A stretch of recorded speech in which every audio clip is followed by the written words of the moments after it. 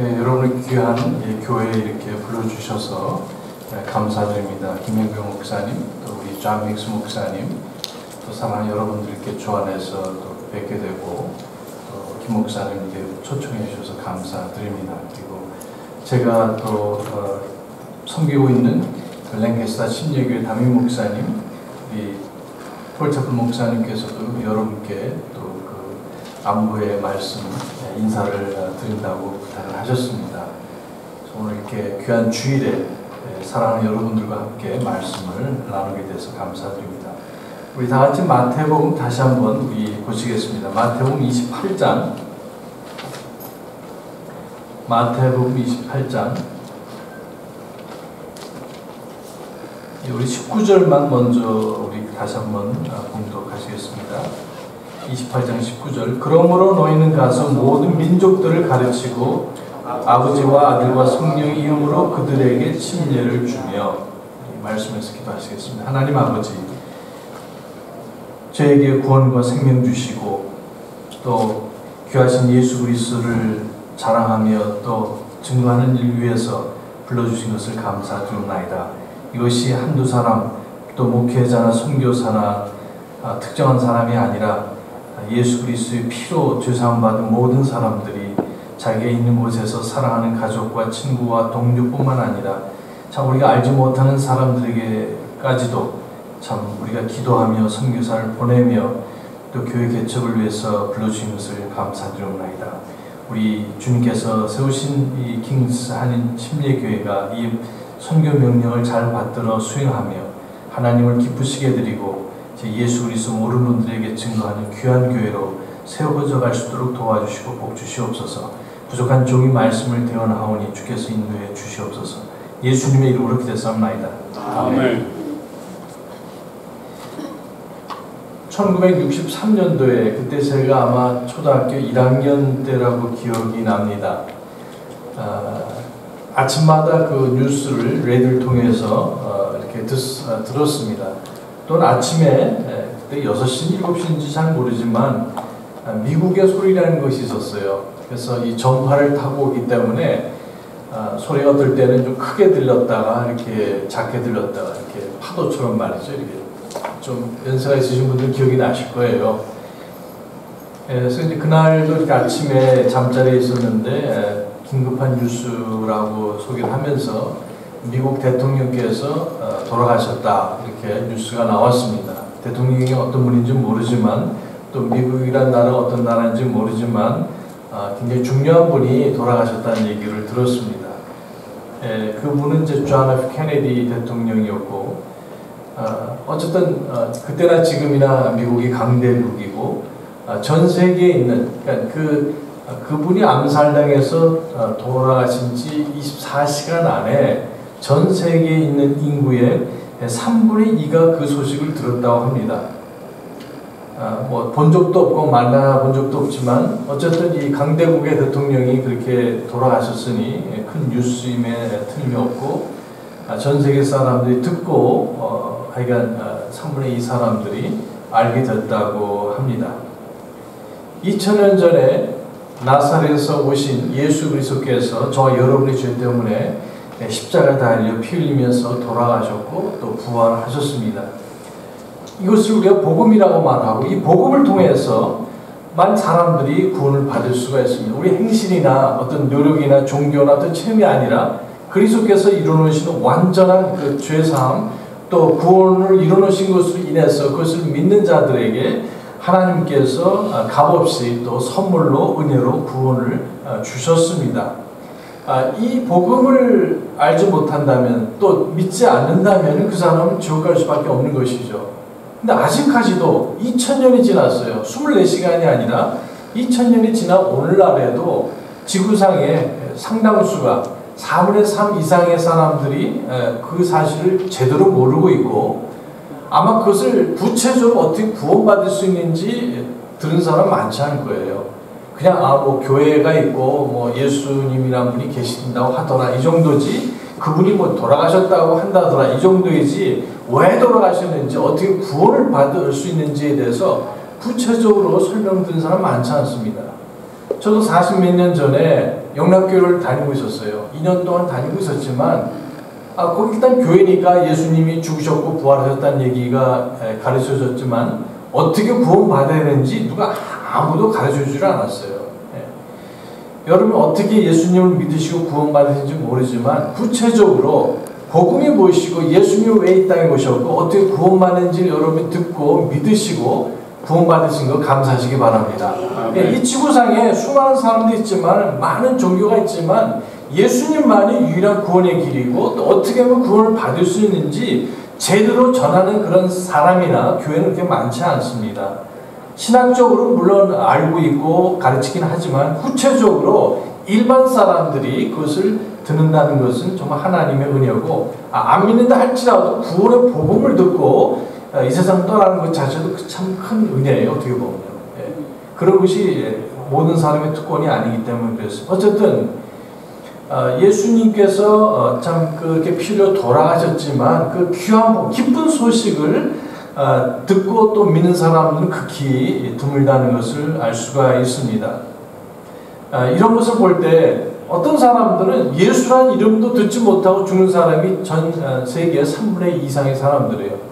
뭐 예수님 복음 어떻게 구원받는지는커녕 예수란 이름조차도 제대로 듣지 못하고 죽는 사람 너무너무나 많습니다. 자, 이런 것을 우리가 참 알고 있는데 우리가 안타까운 마음으로 사람들을 긍휼히 여기고 내가 어떻게 구원받는지 우리가 다시 한번 깨닫고 복음 전도에 힘쓰는 저와 여러분 되기를 원하는 것입니다. 여기 보시면은 우리가 흔히 말하기를 이 마태복음 28장 19절 20절 말씀을 지상명령이라고 그러죠. 다 같이 한번 해보시겠어요? 지상명령. 지상명령. 땅 위의 명령이 아니라 지극히 높으신 교회와 그리스도인 성도 한 분 한 분이 수행해야 되는, 순종해야 되는 매우 중요한, 가장 중요한 명령이기 때문에 그렇게 부르고 있습니다. 그래서 이것은 뭐 했으면 뭐 더 좋고 안 했으면 뭐 괜찮은 것이 아니라 반드시 수행돼야 되는 최고의 명령이라고 말씀하셨습니다. 너희는 가서 복음을 전하고 구원받게 하고 침례를 주고 그 다음에 주님께서 명하신 모든 것을 가르치고 지키게 하라고 이렇게 말씀을 하셨습니다. 너무나 중요하기 때문에 성경에 5번에 걸쳐서 뭐 전체적으로 말씀하셨지만 신약에서 5번에 걸쳐서 복음서마다 이것을 말씀하셨어요. 마태복음 28장 그리고 마가복음 16장에서도 주님께서 승천하시기 전에 너희는 온 천하에 다니면서 모든 창조물에게 이 복음을 전하라 명령하셨습니다. 누가복음 24장에서는 이 구원을 얻게 하는 죄사함을 얻게 하는 이 복음이 예루살렘으로 시작해서 온 천하에 증거된다고 말씀을 하셨습니다. 그리고 요한복음에서는 예수님께서 부활하신 후에 아버지께서 나를 보내신 같이 나도 너희를 보내신다고 이렇게 말씀을 하셨습니다.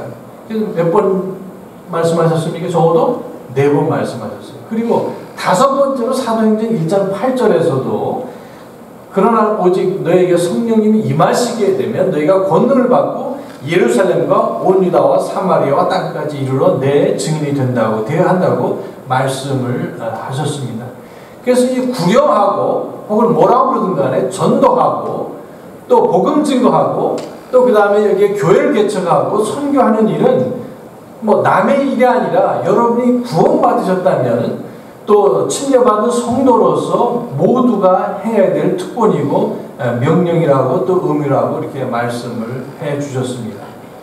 이것은 선택의 여지가 없다는 거예요. 구원받았으면 이 복음 전도를 위해서 또 내가 사는 이 동네 혹은 내 사는 가족뿐만 아니라 전 세계에 내가 한 번도 만나보지 못한 사람들에게도 그렇게 해야 되는 것이죠. 우리는 종종 얘기할 때 뭐 죄를 그냥 단순히 생각을 해요. 예를 들면은 하지 말아야 될 것을 하는 것을 죄라고 보통 생각을 합니다. 술, 담배 하지 말아야 되지. 물론 여기에 성경에 뭐 담배에 대해서는 직접적인 언급이 없다 하지만은 담배도 어떻게 돼요? 그리스도인으로 해서는 안 되는 일이잖아요. 전에는 만약에 담배를 피면은 10년 더 일찍 죽는다고 그랬어요. 목사님 90세 뭐 담배 그렇게 피워도 90세에 돌아가신 분이 계신다고 그러는데 그 사람 100세까지 사실 수 있는데 90세에 돌아가신 거예요. 그러니까. 최근에 얼마냐면 그것이 더 이게 해가지고 12년 단축해서 과학적으로 의학적으로 사실입니다. 그래서 보험회사에서 어떻게 해요? 담배 피우냐 안 피우냐 항상 물어보잖아요. 생명보험 들 때. 그래서 보험료가 더 올라가죠. 한국 사람이 너무 똑똑해가지고 보험 들기 위해서 또 담배를 한 달 동안 끊는 사람도 있어요. 뭐 여러 가지. 어쨌든 여기 보면 우리 몸이 하나님의 성령님이 거하시기 때문에 성전임으로 우리가 건강관리 잘해야 되고 또 정말 하나님께서 주시는 생명 가지고 장수하는 것도 복이고 특별한 어떤 뜻이 있지 않은 한 건강하게 사는 것이 주님의 뜻인 것을 보게 됩니다. 술도 마찬가지. 나는 술 마시지 않는데요. 나는 괜찮은 그리스도인이 아닙니까? 술 마시지 않을 뿐 아니라 하박국서에게 2장 15절에 보면 자기 이웃에게 술을 마시는 자에게 화가 있다고 말씀하셨어요. 그래서 요한복음 2장에 나오는 가나의 혼인잔치에서 어떤 사람은 포도주라고 얘기를 해요. 이 포도주가 아니라 뭡니까? 포도즙입니다. 우리 금정님이 제대로 번역해놨죠. 왜냐하면 예수님 만약에 술을 만들어서 그 혼인잔치에 주셨으면 예수님은 죄인이에요. 죄인. 예수님은 안 드셨다 할지라도 술을 마시게 하는 것도 죄인이라는 뜻입니다. 그럼 비행기 타시면은 아무도 없고 뭐 보는 사람 없으니까 나 혼자 있다고 생각하고 여기 스튜어디스가 플라이트 어텐던트가 뭐 드시냐고 물어보잖아요. 그러면 교회 나가는 사람들도 다 뭐 나 레드 와인 달라고 얘기하잖아요. 그 술 마셔야 돼요? 마시지 말아야 돼요? 네, 마시지 말아야 되죠. 그래서 나는 소주는 안 마시니까 이거 뭐 와인이 술이냐 요즘 그렇게 얘기하더라고요. 뭐 맥주가 술이냐 술을 마시지 말아야 될 뿐 아니라 만약에 그 승무원이 크리스찬이라면 구원받은 성도라면 술을 주지도 말아야 돼요. 그렇잖아요. 하박국서 2장 15절 잘 묵상해 보시기 바랍니다.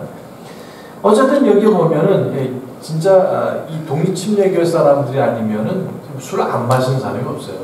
제 나이 또래 제 동창들 보면은 술 잘 마십니다. 교회 장로들도 있고요, 목사님들도 있고 그러는데 장로님들 술 안 마시는 사람 딱 한 사람 봤어요. 한 사람. 전부 다 장로님들이 술 마시니까 뭐 안수 집사, 그다음 집사님들, 교인들은 뭐 말할 것도 없죠. 제 친구 고등학교 동창들 한 15명이 그 목회를 하고 있는데요. 그 중에 보면 뭐 목사님들은 술을 안 마시는데 그래도 술 마시는 친구가 있어요. 감리교회 목사하고 감리대 교수까지 지금까지도 했는데 소주도 잘 마십니다. 그 친구뿐만 아니라 그 사모님도 소주 잘 마셔요. 뉴저지 있을 때 같이 동창이 나오면 잘 마십니다. 어쨌든 자 이런 것을 하지 말아야 되는데 그러면 내가 하지 않으니까 내가 괜찮은 그리스도인이 아니라고 생각하면 그건 잘못 생각하신 거죠. 그죠? 하지 말아야 될 것을 하는 것이 죄지만 또 그 다음에 보면은 해야 되는데 하지 않는 것도 죄라는 거예요. 항상 기뻐하라는데 기뻐하지 않고 불평하는 사람, 이게 죄예요. 술을 안 마시더라도 항상 범사에 감사하라고 그러는데 감사하지 않는 것도 뭡니까? 죄예요. 기도하라 쉬지 말고 내 영혼을 위해서, 나의 건강을 위해서, 내가 하는 일을 위해서, 내 사랑하는 가족을 위해서, 그들의 구원을 위해서, 믿음을 성장을 위해서 내가 기도할 제목이 너무너무 많은데 기도하지 않는 것, 내게 고난이 있을 때 불평하기보다는 친구를 찾아가서 호소하기보다는 하나님께 말씀드리고 기도 요청을 하고 중보 기도를 부탁할 수가 있습니다. 근데 그렇게 하지 않는 것이 뭡니까? 죄라고 말씀하셨어요.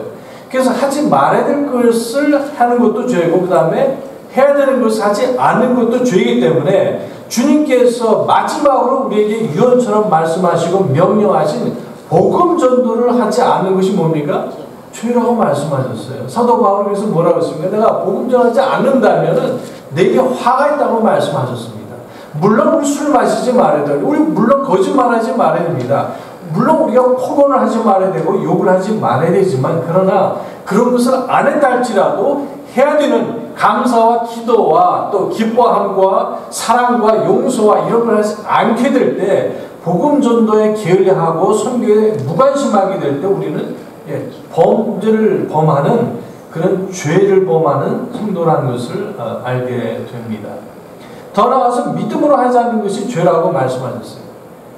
여기에 야고보서 4장에서 사람이 선을 알고도 하지 않는 것이 죄고 하더라도 기도하고 찬양하고 심지어 아이들을 가르치고 설교한다 할지라도 하나님을 의지하지 않는 그런 마음으로 한다면 그것이 또 죄라고 말씀하셨어요. 굉장히 고차원적인 죄죠. 그 사람은 감사를 해요. 그 사람은 헌신을 합니다. 그 사람은 섬길 줄 알지만 하나님의 지혜와 하나님의 권능을 의지하지 않고 하는 것이 또 죄라고 말씀하셨어요.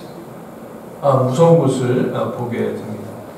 어쨌든 여기에 복음 전도는 주님께서 우리에게 순종을 요구하시면서 부탁하시고 명령하신 그런 명령인 것을 보게 됩니다. 이것을 우리가 게으르하고 관심 갖지 않는다면 전도와 교회 개척과 그리고 선교에 대해서 무관심한 성도와 교회는 하나님으로부터 아무도 기대할 것이 없다는 것입니다. 이 명령에 순종하는 것이 얼마나 중요한지 지금 이 시간에도 만약에 오바마 대통령이 사인하고 명령을 하면 스텔스 비행기들이 어디에요? 평양까지도 들락달락 하잖아요. 저희가 사는 곳에 랭캐스터 바로 옆에 에드워드 공군기지가 있습니다. 거기에 스텔스 비행기가 있고 새로운 비행기를 개발하고 실험하는 그런 비행장입니다. 거기 F-22라는 랩터라는 비행기가 있어요. 소문에 가면 그 비행기가 종종 그 평양 주석군까지 가서 왔다 갔다 한다고 얘기를 합니다. 언제라도 명령만 내리면은 그냥 아주 정밀 그 스마트 폭탄을 투하해서 끔찍한 일이 일어나게 하는 것입니다. 누가 그런 명령을 내립니까? 대통령이 내리는 거예요. 우리 국민들이 투표해서 이제 당신은 나랑 똑같은 미국 시민이지만 그러나 당신에게 그런 명령을 그런 파워를 부여해서 우리의 생명과 우리의 주권과 우리의 재산과 우리 가족을 보호해달라고 그런 막강한 파워를 그분에게 부여해 준 겁니다. 그래서 그 사람 말 한마디에 그런 스텔스 비행기, 전폭기들이 전 세계 어느 곳에 있는지 그날 24시간 안에도 갈 수가 있는 것입니다. 그렇잖아요. 오바마 대통령이 사인을 하면은 명령을 내리면 전 세계 어느 곳이든지 항공모함이 가서 군사작전을 펼칠 수 있는 것입니다. 제가 알기로 13척의 항공모함이 있어요. 한 대 만드는데 50억 달러. 50억 달러. 1년 동안 그것을 유지하는데 50억 달러가 들어간다고 합니다. 그리고 항공모가 움직이잖아요. 그리고 12달에 이렇게 12달이기 때문에 한 대는 항상 수리를 하고 점검을 합니다. 13대니까. 이런 막강한 이런 함대가 군사력을 가지고 파괴력을 가진 그러한 함대가 움직이게 됩니다. 그 장군이나 그 제독이 나는 나는 못 가게 해서 할 수 있어 없어요. 그 사람은 못 보는 겁니다. 그렇잖아요. 대통령, 총사령관 되시는 미국 대통령의 명령에 만약 불복을 하게 되면 그 사람 그날 옷을 벗어야 되는 것입니다. 사랑하는 여러분, 미국 대통령도 이런 막강한 권세를 가졌는데 만왕의 왕 되신 예수 그리스도, 만주의 주님 되신 예수님은 전 세계 모든 것을 주관하시고 통치하시면서 우리가 만약에 그 명령에 순종한다면 주님께서 우리를 서포트해 주시고 우리에게 힘 주시고 능력 주신 것을 믿으시기 바랍니다. 여기 18절에 보시면 예수님께서 그들에게 오셔서 말씀하여 이르시되 하늘과 땅에 있는 모든 권능이 내게 주어졌느니라. 그런 막강한 권세를 가지고 뭐 하시겠어요? 바로 복음 전도를 위해서 애쓰고 힘쓰고 기도하고 순종하는 성도들과 가정과 교회에 주님께서 그 권능을 부어주신다고 말씀하시고 있는 것입니다. 그런 가정과 교회에 하나님께서 아낌없이 은혜와 능력을 베풀어 주신다고 말씀하셨어요. 주님께서는 이 온 우주를 통치하시는 그런 권세와 주권을 갖고 계시다고, 바로 그분이 하나님이시라고 말씀하고 계십니다. 그래서 이 명령은 수행되어야 됩니다. 내가 하고 싶은 거 다 하고 나서는 것이 아니라 내 기분에 맞춰서 하는 것이 아니라 순종해야 되는, 그래서 선교 명령이고 전도 명령이고 그리고 지상 명령이라고 부르죠. 이 구려하는 사람들을 하나님께서 그렇게 채워주시고 도와주신 이유가 무엇인가? 또 행복을 주시고 마음의 기쁨을 주신 이유가 무엇인가? 왜냐하면 구경하는 성도는요, 줄 아는 사람이에요. 이기적인 사람은 전도를 할 수가 없어요. 내가 받은 구원, 하나님의 사랑, 예수 그리스도 십자가의 은혜가 너무나 놀랍고 감격스럽기 때문에 감사하는 마음으로 비록 핍박을 받고 조롱을 받는다 할지라도 복음을 전하는 겁니다. 내 사랑을 주고 내 시간을 주고 내 재물을 주게 되는 것입니다. 그 사람이 내가 오라고 해서 오게 했어요. 그게 아니잖아요. 사랑을 베풀고 친절을 베풀고 필요하다면 가끔 우리 집에 초청해서 그러니까 시간과 돈이 들어가는 일이죠. 우리가 다 바쁘게 살지만 주지 않으면은, 그래서 주는 사람, 내가 사랑을 받는 것도 행복하지만 그러나 사랑을 주는 자는 더 행복합니다. 사도행전 20장에 분명히 보시면 여기에 주 예수의 말씀이 주는 자보다, 받는 자보다 주는 자가 더 복되도다 이렇게 말씀하셨어요. 여러분 믿으십니까? 네. 사랑을 받는, 누가 나를 사랑하는 얼마나 행복한 사람이, 그러나 사랑을 주는 사람이, 사랑을 받는 자녀들이 물론 더 행복하지만 그것을 베푸시는, 내리사랑을 베푸시는 부모가 더 행복한 것입니다. 내 자녀가 참 잘 먹고 건강하게 지내고 또 부모의 사랑에 감사하는 걸 볼 때 얼마나 흐뭇하겠어요. 부모들 마음이. 그래서 이 구령하고 선교하고 교회 개척하는 일에 드리는 성도는 행복한 사람, 더 행복한 사람입니다. 그리고 구령하는 사람은 겸손하지 않으면 구령할 수가 없어요. 종종 보면 우리가 전도를 하지 못하는 이유는 뭐냐면 내가 뭐 저런 사람에게 전도를 해야 될 필요가 있는가, 내가 저 사람보다 뭐가 부족해서 그 사람 밑에 가서 이렇게 수그리면서 복음을 전해야 되는가. 왜냐하면 복음 전하기 위해서는 겸손하지 않으면 안 돼요. 그리스도의 마음을 가지지 않으면 될 수가 없습니다. 저희 그 랭게시다 침례교회 우리 그 첩플 목사님이 계시지 않습니까? 그분이 그 집사님들이 많지 않습니다. 5,000명이나 돼도 독립침례교회는 집사들이 많지 않아요. 이 한 3명밖에 되질 않습니다. 근데 당연하지만 집사를 뽑는 첫 번째 자격이 뭐냐면 구원받은 사람으로서 그냥 전도에 참여하는 사람, 개인적으로도 하지만 교회의 전도 시간에 저희는 목요일 저녁 그리고 토요일에 공식적인 그 전도 시간이 있습니다. 목요일 오전에도 해요. 그리고 특별한 집회들이 있으면 뭐 수시로 나가서 합니다. 그래서 여기에 집사들뿐만 아니라 찬양대원이 되려면 전도 나오지 않은 사람은 될 수가 없어요. 주일학교 가르치려도 그런데 나오지 않은, 전도에 나오지 않은 사람은 할 수가 없는 것입니다. 3번 다 나오는 것은 아니에요. 다 나올수록 제일 좋지만 적어도 3번의 시간 중에 한 번 나와서 구령 교회 조직적인 가서 또 이렇게 가서 이렇게 호고 방문하면서 합니다. 저도 토요일마다 나가서 50집 내지 75집 정도를 같이 이렇게 오전에 하고 오후에는 한국 사람들 뭐 가게 가서 한다든지 신방하면서 가서 전도를 구체적으로 합니다. 어쨌든 여기 보면은 구령할 줄 아는 사람, 그 사람 믿든지 안 믿든지 하는 사람이 겸손한 사람.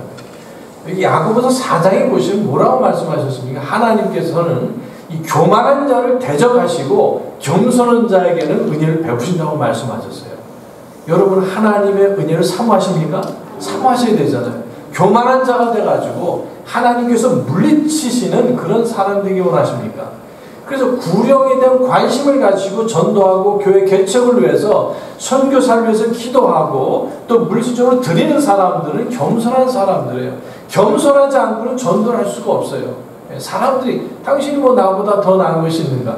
우리가 더 수그리고 엎드릴 줄 알 때 내가 더 저 사람보다 내가 더 많이 배웠고 내가 더 많이 가족이 있고 더 똑똑하고 예쁘고 미모가 있고 내 자녀들이 더 훌륭하다 할지라도 겸손하지 않으면 전도가 될 수가 없습니다. 그래서 여기에 구령에 관심을 가지고 교회 개척 그리고 이 선교를 위해서 헌신하는 성도와 가정과 교회에 하나님께서 아낌없이 주님의 은혜와 사랑과 권능을 베풀어 주십니다. 순종이 또한 희생 제물보다 낫다고 그랬어요. 복음 전도 여러분 순종하시기 바랍니다. 내가 다른 것을 다 드려도 복음 전도를 해서 내가 순종하지 않으면 그건 헛수고예요. 순종하라고 말씀을 하고 계십니다. 그리고 이것은 사도행전 1장 8절에 나온 그 명령은 예루살렘이 다 복음화되고 난 다음에 사마리아 이거 얘기 안 하셨어요. 여기에 예루살렘과 온 유다와 사마리, 물론 어느 정도 시간이 걸리는 건 사실이죠. 여기 예루살렘이 먼저 되고, 그런 시간이 흐르면서 여기 유대 지방, 그 다음에 사마리아. 근데 초대 예루살렘 교회는 그렇게 안 해줬어요. 유대인에게만 관심을 가지고 그 사마리아 혹은 땅까지 이르러 먼 곳까지 복음 전하고 선교하는 일에, 또 교회 철치 플랜팅 세우는 일에 별로 관심이 없어요.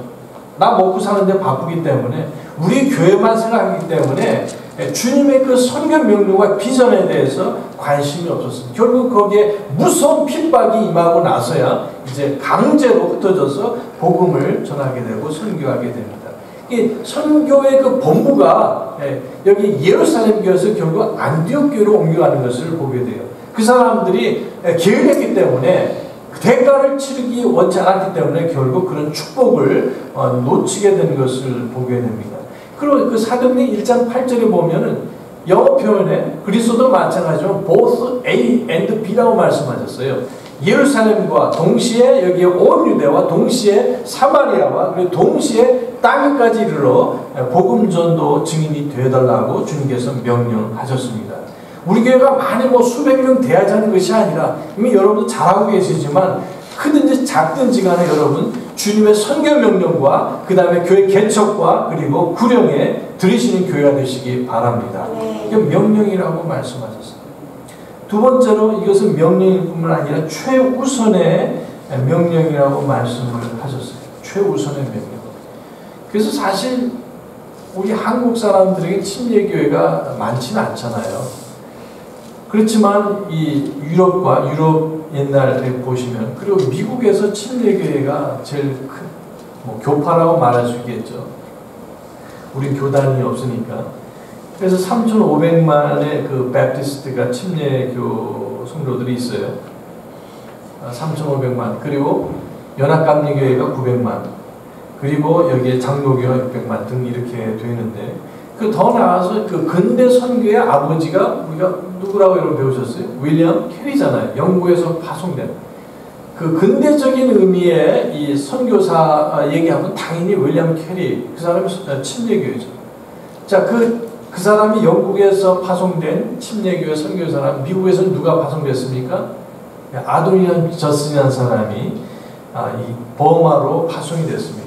영국에서 인도, 그리고 미국에서 버마, 미얀마로 이렇게 파송이 됐어요. 이 세계적인 선교사들이 다 누구냐면 침례교 사람들이었어요. 자, 이런 것들을 보고 윌리엄 캐리 같은 사람은 그 당시 전 세계의 인구의 3분의 1이 사용하는 언어로 성경을 번역하셨어요. 힌두 그러면 굉장히 사람들이 많잖아요. 중국까지는 아니래도. 그래서 이러한 위대한 사역들을 감당한 사람들이 침례교회 선교사들이었습니다. 근데 우리는 지금 오늘날에 와서는 그거는 남의 일처럼 생각을 하고 있습니다. 내가 다 한 다음에, 내가 하고 싶은 걸 다 한 다음에 하나님께 드린 것은, 이것은 헌신과 봉사가 아닙니다. 물론 우리가 늦게 믿었기 때문에 또 하나님께서 늦은 나이에도 부르시고 어떤 일을 맡기시고 그걸 감당하게 하시기도 합니다. 그러나 절대적인 다수가 젊었을 때, 청소년 때, 청년 때 부르심을 받고 그 부르심에 응답하고 헌신하고 복음을 위해서 산 것을 보게 돼요. 무슨 말이냐면, 여러분 지금 올림픽 있지 않습니까? 리오에서. 혹은 월드컵이 있어요. 그 다음 미국에서 우리 1월 말이나 2월 초에 우리 미식 축구 그런 결승전이 이렇게 있게 됩니다. 그럼 보통 때 하는 것보다 그때 광고를 얻으려면은 훨씬 5배, 10배 이상의 돈을 내셔야지 30초, 이렇게 1분 이렇게 할 수가 있습니다. 그 말은 뭐냐면 똑같은 30초지만, 똑같은 1분이지만 의미가 다르다는 겁니다. 프라임 타임, 그리고 가장 많은 전 세계 인구들이 보는 그런 시간이기 때문에 엄청난 그 광고비를 내지 않으면 얻을 수가 없습니다. 주중에도 마찬가지예요. 똑같은 그런 시간대지만 주중에도 보면은 7시부터 9시의 그 시간이 우리가 보통 프라임 시간이라고 보통 말하죠. 그 시간에는 11시부터 12시보다 더 광고비가 더 요구되는 것을 알 수가 있어요. 마찬가지입니다.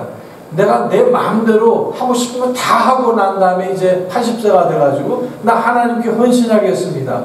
물론 그것도 아름다운 헌신이지만, 그러나 내가 가장 그 귀중한 시간, 인생에 있어서 가장 값진 시간에 여러분 헌신하시기 바랍니다. 우리 하나님께서는 독생자를 보내주셨을 때 그냥 찌꺼기, 아들이 한 1000명이나 있는데 그 중에 하나 보내신 것이 아니라 하나밖에 없는 독생자 예수님을 저와 여러분의 구원을 위해서 보내주지 않으셨습니까? 그렇다면 우리가 하나님께 드릴 때도 leftover, 먹다 남은 찌꺼기 아니라 그런 거 우리 드리지 않잖아요. 옛날에 우리 어머님들이 어떻게 저녁을 준비하세요? 그때 쿠쿠밥솥 이런 거 없었잖아요. 어떻게 합니까? 제 저녁을 이렇게 지으신 다음에 아버지가 좀 늦게 오시니까 애들은 이제 먼저 와서 밥을 먹고 가장 먼저 푼 그 밥을 따뜻하게 해서 어디 안목에 놓잖아요. 가장 되신 아버지를 위해서 찌꺼기 반찬 드린 것이 아니라 제일 먼저 밥도 따스하게 그 처음 든 것을 이렇게 준비를 해서 놓으셨던 것처럼 저와 여러분의 시간 중에 가장 귀한 시간을 주님께 드리시기 바랍니다. 네. 시간뿐만 아니라 가장 좋은 재능도 그렇게 드려야 되고, 물질도 마찬가지고 우리가 드릴 때 최선의 최고의 것을 하나님께 드려야만이 그것이 아름다운 헌신이고 합당한 헌신인 것을 보게 됩니다. 따라서 이 복음 전도가 바로 그렇다는 거예요. 다른 거 다 하고 나서 드리는 것이 아니라, 다른 거 하기 전에 우리가 헌금도 마찬가지잖아요. 아이들한테 가르칠 때도 마찬가지예요. 다 쓰고 나면 돈이 있으면 내가 헌금하는 것이 아니라 가장 첫 번째를 하나님께 드릴 때 그 마음도 보시고 드리는 것을 보시고 하나님께서 기뻐하실 줄 믿습니다. 근데 사람들은 자기 관심사를 먼저 생각을 해요. 복음 전도 중요하지만 그거 별로. 지금 내 발목을 잡는 것, 지금 급한 것을 먼저 하기 위해서. 전에 아마 말씀드렸다고 생각이 드는데요. 많은 그리스도인들이 구역과 선교와 교회 개척을 위해서 마음을 들이지 못하고 시간을 들이지 못하는 건 뭐냐면 다른 데에 마음을 뺏기고 있기 때문에 그렇습니다. 예를 들면은 사람들의 관심사, 문제거리가 있어요. 이게 되면 내가 하나님께 헌신할 텐데, 이것이 되면 내가 하나님께 드릴 텐데, 이렇게 생각을 합니다. 성도들을 발목을 잡는 것들이 한 10가지가 있다고 말씀을 드렸어요. 사랑 문제, 부부 문제가 크기 때문에, 남편이 나를 사랑하지 않고 남편이 가정을 돌보지 않기 때문에, 이런 문제들, 남편이 나에게 주목을 하지 않기 때문에, 내 말에 듣지는 않는 거예요. 멋대로 살아가기 때문에 이 문제 해결돼야지 나는 그때 이제 비로소 선교에 대해서 또 복음 전도에 시간을 들이겠다고 이렇게 얘기를 합니다. 이제 내가 원하는 그런 좋은 배우자를 만나게 될 때, 그런 젊은 형제를 만나거나 혹은 좋은 자매를 만나고 나서 이제 그 다음 하나님 제가 드리겠습니다, 이런 생각하는 사람들이 많이 있어요. 그래서 그것이 우리 성도들의 마음을 빼앗는 것이죠. 두 번째는 뭡니까? 돈 문제예요. 내가 사업을 하는데, 내가 빚진 것이 있는데, 여러분 빚졌다 할지라도 먼저 하나님께 드리시기 바랍니다. 내가 빚졌다 하더라도 여러분 다른 것이 있어도 어떻게 돼요? 저축도 해야 됩니다. 제가 신학교 때 배운 것 중 하나는 뭐냐면, 내가 만약에 100불의 수입이 있으면 10분의 1을 먼저 하나님께 드리고, 그래서 내가 지금 학교에 빚이 있어요. 학자금이 있으면 일을 하면 먼저 그 11조를 드리도록 20%는 학교에서 20%만 줘요. 학교 학자금 빚이 있으면 유학생으로 일을 하면은 이미 빚이 있으니까 내가 만약에 100불을 벌었다 하더라도 80불을 가져갑니다. 20불 중에서 10불은 뭐합니까? 하나님께 11조 하고, 그 다음에 10불은 비용값 어렵지만 유학생으로서 뭐 해야 되잖아요. 학교에서 일단 먹여주니까 기숙사에서. 자, 그래서 이렇게 보면은 여기에 100불이 있으면은 10불을 하나님께 드리고, 그 다음에 10불은 빚을 갚는 데 쓰고 10불은 저축하라, 이런 얘기를 해줘요. 그러니까 70% 가지고 사는 거죠. 또 물론 세금은 또 따로 계산을 해야 되겠지만, 그러니까 사실은 어떻게 보면은 70%도 안 돼요. 한 60%만 가지고 사는 거죠. 이것이 그리스도인의 삶의 원리라고 볼 수가 있어요. 그래서 빚진 것이 있으면 내가 어쨌든 갚겠다, 10년이 걸려도 갚겠다 하면은 그 빚준 사람이 뭐라고 말하지 않죠. 은행도 마찬가지. 끝까지 갚겠다 이렇게 말을 하면, 근데 빚이 있으니까 빚을 먼저 갚고 하나님께 드리지 않는다. 이거 잘못된 거라는 겁니다. 그래서 그렇게 안 살면 계속 돈이 나를 괴롭히는, 내가 주인으로서 돈을 관리해야 되는데 이 말씀의 원리에 따라서 하지 않으면 그렇게 된다는 겁니다. 그래서 사랑 문제, 돈 문제, 그 다음 무슨 문제가 있습니까? 자녀들 문제. 네 번째는 시집이나 처가 문제. 다섯 번째는 건강 문제. 여섯 번째는 노후 문제. 또 그 다음에는 믿음 문제. 남편이 아직 구원도 안 받았다든지, 구원 받았어도 믿음을 제대로 안 가지고 있는 것 같아요. 등등 이런 것들이 많은 사람들의 문제인 것을 보게 됩니다. 그리고 미국 살다 보니까 내 친구 문제가 잘 되지 않을 때 이런 것들이 문제가 되고, 또 다른 관계 문제들, 이런 것들이 발목을 잡아요. 사랑하는 여러분, 너희는 먼저 하나님의 왕국과 그분의 의를 구하라고 말씀하셨습니다. 먼저 하나님께서 기뻐하시는 전도와 선교와 교회 개척을 위해서 힘쓰시기 바랍니다. 그리하면 이 모든 것을 너희에게 더해주신다고 하신 약속을 신뢰하시기 바랍니다. 여러분이 계속 사랑 문제 끌려다니고, 돈 문제 끌려다니고, 자녀 문제 끌려다니고, 물론 우리가 가정을 잘 치러야 돼요. 그러나 먼저 될 것이 먼저 되지 않으면 이 주죽박죽이 돼가지고 계속 10년, 20년 평생을 그 문제에 쫓겨다니고 끌려다니다가 아무것도 못하고 청구할 수밖에 없어요. 먼저 하나님의 왕국을 우리가 구하게 될 때 하나님께서 저와 여러분의 문제를 도와주신다는 것을 기억하시기 바랍니다. 그래서 이 복음 전도의 명령은 이 최고의 명령이고, 그리고 최우선의 명령이라고 이렇게 말씀을 하셨습니다. 또 교회가 유대인 전도를 위해서 힘을 써야 돼요. 내가 복음, 그리스도의 복음을 부끄러워하지 않는다고 말씀하셨는데, 이 복음은 첫째는 믿는 자들에게 구원을 주신 하나님의 능력이, 권능이 된다고 말씀하시고, 첫째는 유대인에게, 두 번째는 뭡니까? 헬라인에게다 이렇게 말씀하셨어요. 그래서 교회로서, 미국 교회는 그런 교회들이 많죠. 하나님께서 유대인에게 잘 대해주는 개인이나 교회나 국가를 축복하십니다. 그렇잖아요. 창세기 12장에서 뭐라고 하셨어요? 너를 저주하는 자에게 저주를 내리겠고, 너를 축복하는 그런 자들을 내가 축복하겠다고 말씀하셨어요. 여러분 그 약속을 믿으십니까? 네. 로마서 1장에도 그렇게 말씀하셨어요. 그래서 교회는 다른 데 못하더라도 유대인 먼저 전도하는 선교 후원을 하셔야 돼요.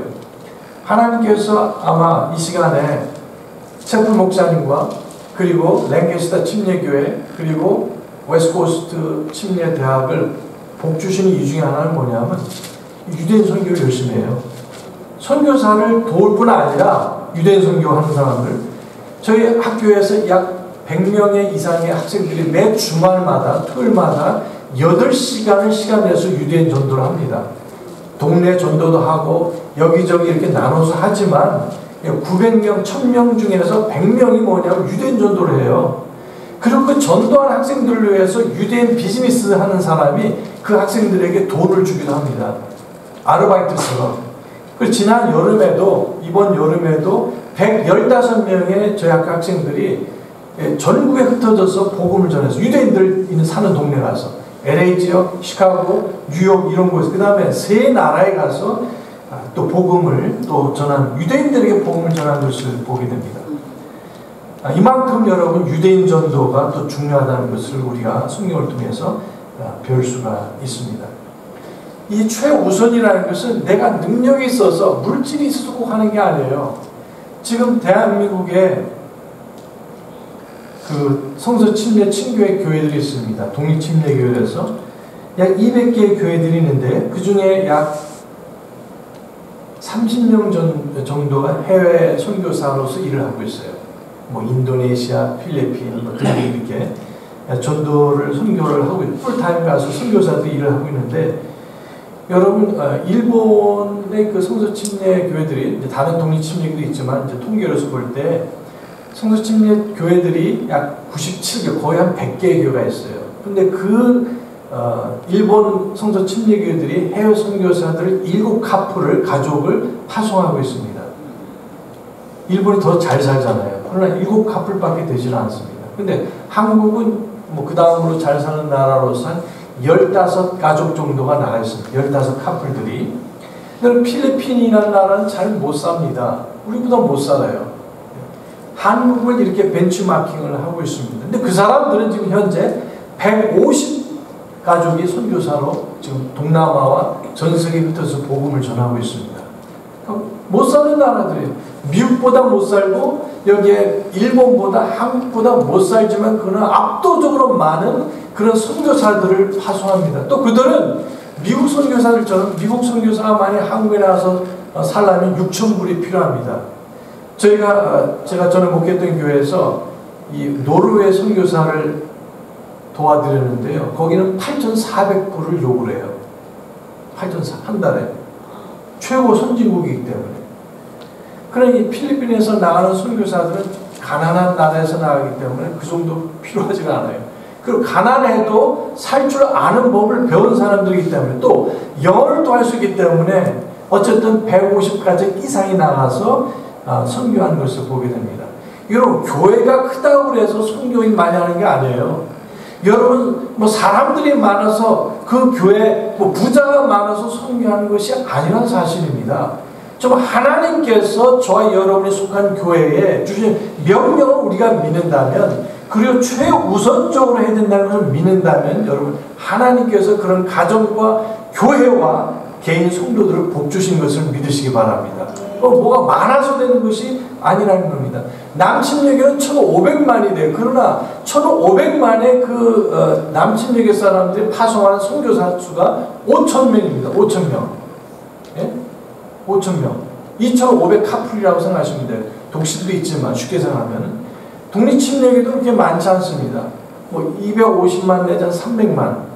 근데 독립침례교회가 5,000명을 파송하고 있어요. 남침례교회 교회들의 6분의 1밖에 되지는 않지만 그러나 5,000도 거의 비슷한 숫자의 선교사를 파송하고 있습니다. 놀랍지 않나요? 그러니까 뭐 많아야지 돈이 있어야 하고 능력이 있어야 되는 것이 아닌 것을 보게 돼요. 오늘 봄에 뉴스를 보니까 그나마 5,000명의 그 남침례교 선교사들이 이제 후원금이 점점 떨어지기 때문에 이제 아마 4,500명으로 떨어질 거다. 그리고 50세가 되면은 여기에 명퇴를 권장하고 있어요. 한국에 명퇴하시죠. 50세가 되면 그 전에 나와야 되죠.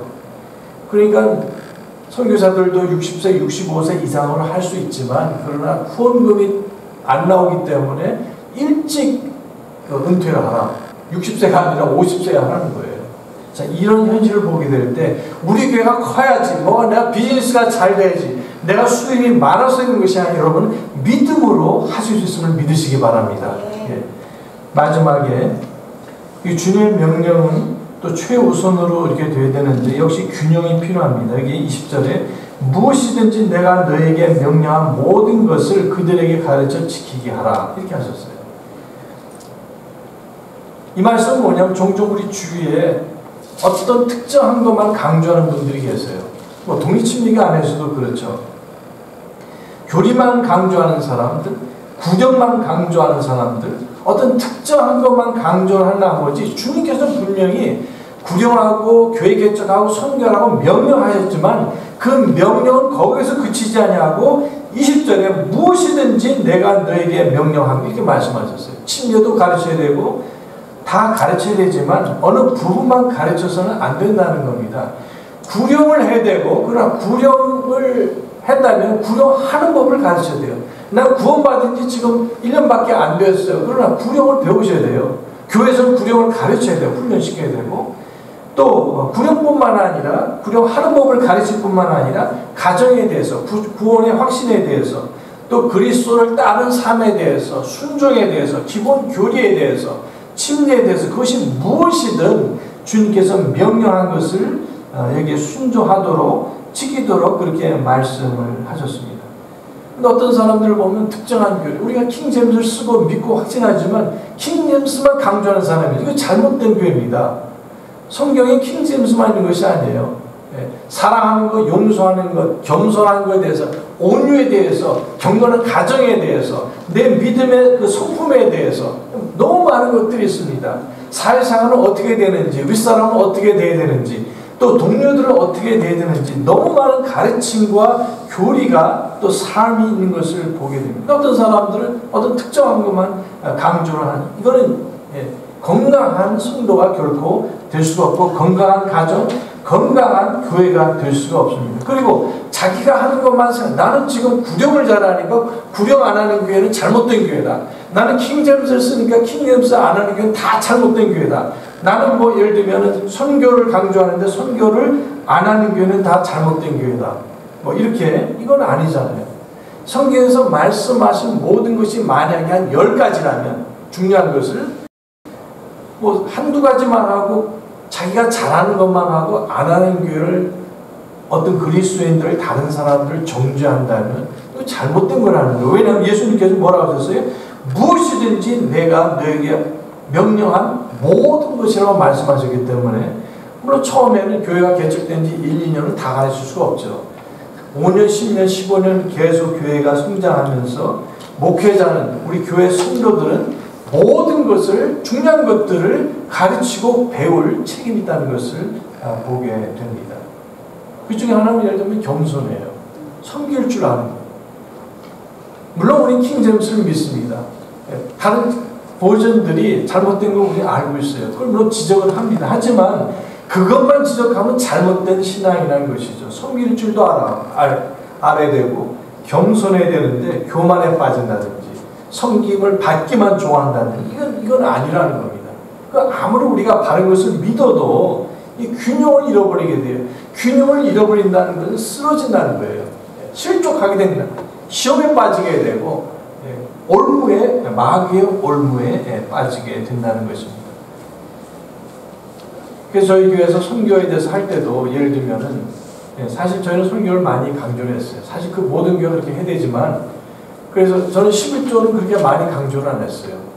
선교를 가르칠 때는 하지만 그게 거의 하지는 않았지만 대신 선교헌금을 굉장히 강조를 했습니다. 그래서 12월 첫째 주는 이제 1년에 한 번 있는 선교주일입니다. 우리 자체적으로 할 때도 있고 또 선교사님을 이렇게 초청해서 말씀을 여러 분을 할 때도 있었고요. 그래서 작정을 다음 해를 하게 돼요.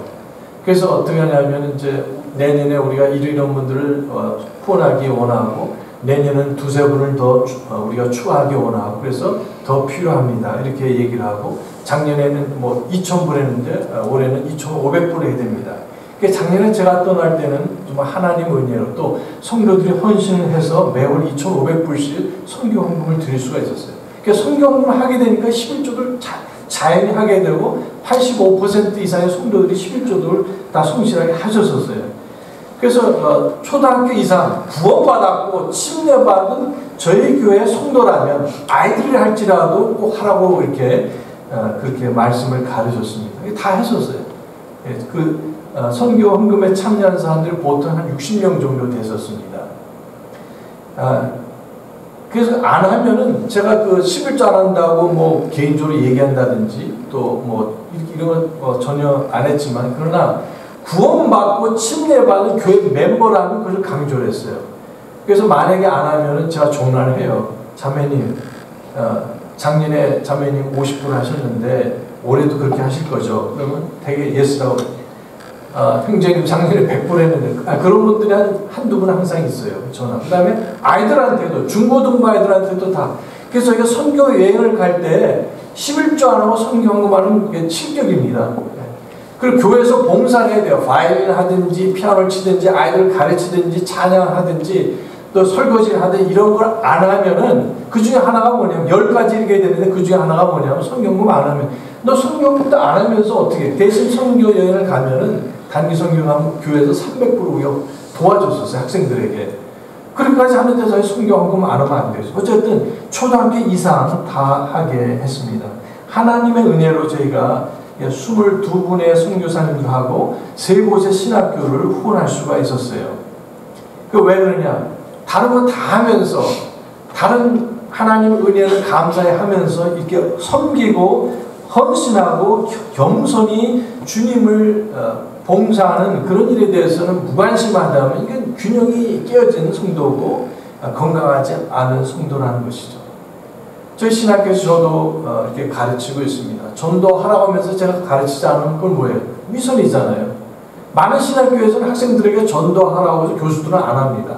내가 박사인데, 내가 이만큼 공부를 했는데 무슨 소용이 있습니까? 그리스도인으로서 전도하지 않는다면 그 멤버로서도 자격이 없는 거고, 그래서 신학교 교수를 할지라도, 그래서 지난 봄에 저희가 부활절을 맞이해서 전도주일로 정하고 그때 한 100명 정도가 사실 그 침례를 받았어요. 더 많은 수가 구원도 받고 한 200명 이상이 구원도 받고요. 근데 그때 우리가 나가서 뭐 했냐면 보통 때도 하지만 저도 개인적으로 450집을 가서 노크를 했어요. 초청을 하고. 다른 사람들도 마찬가지고. 학생들도 다 하고. 학생들과 나가서 같이 7명의 학생들과 나가서 도 나킹하고 길거리에서도 복음 전해서 오도록 초청하는 그런 일을 한 것을 보게 됩니다. 그래서 우리가 정말 성경을 믿는다면, 성경의 주요 교리를 믿는다면, 예수님을 사랑한다면 우리 섬길 줄 알아야 되고, 선교와 교회 개척과 또 겸손에 대해서 우리는 참 헌신하지 않으면 안 된다는 것입니다. 지난 학기 저는 처음으로 그 학교 가서 가르쳤어요. 근데 한국에서는 보통 이 학생들이 교수를 섬기고 인사하고 그러잖아요. 근데 이 학교는 그렇지 않습니다. 세 번이나 이 학생들을 저희가 섬겼어요. 저뿐만 아니라 부학장 세 분도 마찬가지고, 다른 교수들, 뭐 박사 있는 사람들 다 마찬가지고, 스태프들도 가서 아이들을 섬기는 겁니다. 그래서 학생들이 세 번이나요, 한 1000명 되는데요. 저희 그 시설 중에 하나가 2000명이 들어가서 같이 식사할 수 있는 그 장소가 있어요. 월서 센터라고. 근데 거기에 1000명의 학생들 다 있고, 거기서 웨이터로서 웨이트로서 섬기는 사람들이 누구냐면은 부학장 세 분하고 교수들하고 교직원들이 가서 섬겨요.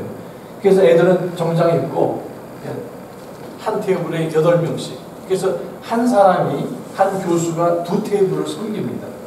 그래 가서 처음에 가서 샐러드 섬기고 기분 좋게 자기는 딱 대접받죠. 그 다음에 다음은 다 거둬가서 또 가서, 저도 가서 그 부엌에 가서 뭡니까? 스테이크 받아가지고 어떤 얘는 다 받아서 맛있게 먹고. 그래서 8번 왔다 갔다 해요. 그 다음에 세 번째로 이제 디저트도 가서 나갔다 바치고. 맨 마지막에 드링크도 갖다 바칩니다. 여러분 아름답지 않아요? 이게 뭐 부끄러운 게 아니라 얼마나 행복한지 몰라요.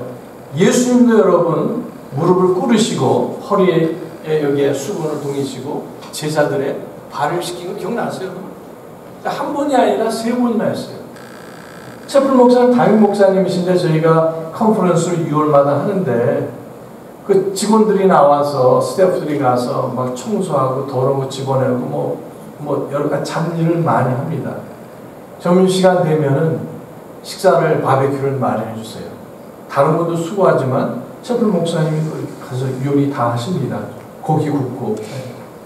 그러니까 이게 자연스러운 거예요. 뭐 누가 억지로 시키는 것이 아니라. 다음 주면은 이제 학교가 시작하는데 첫날 이 전교생 다시 한번 불러가지고 또 그 잔치를 합니다. 그러니까 준비하라고 이메일이 왔어요. 그 억지가 아니라 이제 자연스럽게 하는 겁니다. 지난 학기에 3번 했는데 아마 이번 학기도 3번 이상 할 것 같아요. 물론 학생들이 저희들을 섬겨줍니다. 교수님이랑 하고 강의실 들어가면 다 같이 일어나줘요. 교수님 들어온다고.